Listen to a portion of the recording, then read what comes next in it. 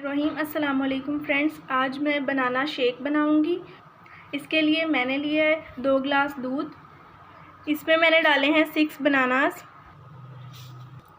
3 खाने के चम्मच इसमें डाली है मैंने चीनी। फ्रेश मलाई डालेंगे इसमें हाफ प्याली।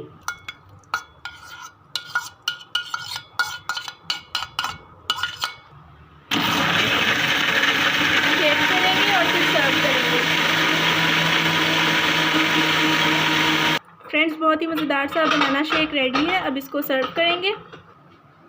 फ्रेंड्स, आपने इस रेसिपी को ज़रूर ट्राई करना है। बहुत ही मज़ेदार बनाना शेक बनेगा। और अगर आप मेरे चैनल पर नए हैं तो चैनल को सब्सक्राइब कर दें और स्क्रीन पर मौजूद बेल आइकन को क्लिक कर दें। फ्रेंड्स, मैंने बनाना शेक को सर्व कर दिया है।